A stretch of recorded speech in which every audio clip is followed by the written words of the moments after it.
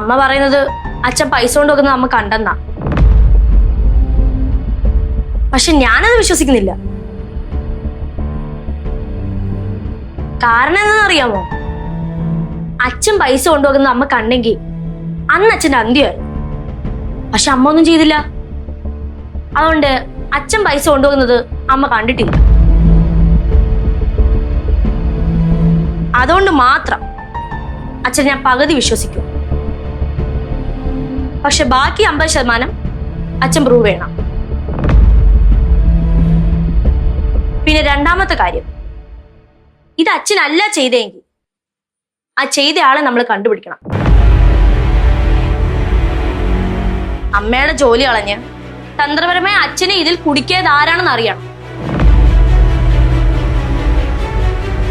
അറിയണം മോളെ. എന്നെ ഒരാളെങ്കിലും വിശ്വസിച്ചല്ലോ, അത് മതി. ഒരു കാര്യമില്ലാതെ ഞാൻ എല്ലാവരുടെ മുമ്പിൽ കള്ളനായി. ഞാൻ പറഞ്ഞ ഈ സത്യം ആരും വിശ്വസിക്കാതായപ്പോഴേ ഈ ജീവിതം വരെ അവസാനിപ്പിച്ചാലോ എന്ന് വരെ ചിന്തിച്ച ആളാ ഞാൻ. അച്ഛാ, അങ്ങനെയൊന്നും ചിന്തിക്കണ്ട. അച്ഛൻ്റെ കൂടെ ഞാനുണ്ട്. അമ്മയുടെ അച്ഛന്റെ വഴക്ക് തീർക്കുന്ന കാര്യം ഞാൻ ഏറ്റു. അച്ഛൻ ധൈര്യമായിട്ടിരിക്കുക.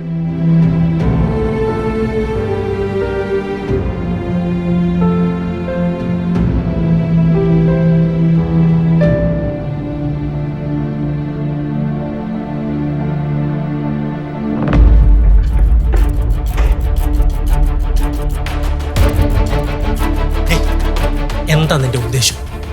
എന്തുദ്ദേശം? അഞ്ചു ചില കാര്യങ്ങളൊക്കെ എന്നോട് പറഞ്ഞു. എന്ത്? ആ ത്രിവേണി കേസ് അത് വിട്ടുകളമായി. നിന്റെ എല്ലാ കാര്യത്തിനും കൂട്ടു നിൽക്കുന്ന ഒരാളല്ലേ പപ്പ. ഈ ഒരു കാര്യത്തിനല്ലേ നോ പറഞ്ഞിട്ടുള്ളൂ. അപ്പൊ അതിനൊരു കാരണം ഉണ്ടാവുമല്ലോ. അതൊന്ന് മനസ്സിലാക്ക്. എനിക്കൊന്നും മനസ്സിലാക്കണ്ട. അപ്പാ, എനിക്ക് ആദ്യമായിട്ട് ഇഷ്ടം തോന്നിയൊരു പെൺകുട്ടിയല്ലേ? എങ്ങനെ ആദ്യമായിട്ട് ഇഷ്ടം തോന്നിയത്? പിന്നെ നിന്നെ ഇൻസ്റ്റയിലും ഫേസ്ബുക്കിലൊക്കെ കുറെ പെൺകുട്ടികളുടെ കൂടെ ചുറ്റിക്കറക്കുന്ന ഫോട്ടോ കണ്ടല്ലോ, അതൊക്കെ ആര്?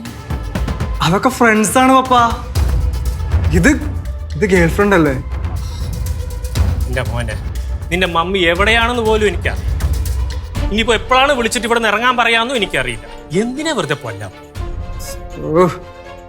അത് മമ്മി വിളിക്കുമ്പോഴല്ലേ? വിളിക്കുമ്പോ നോക്കാം. നിന്റെ മമ്മി വന്നാലോ? മമ്മി ഒന്നും ഇപ്പൊ ഇങ്ങോട്ട് വരാൻ പോണില്ല.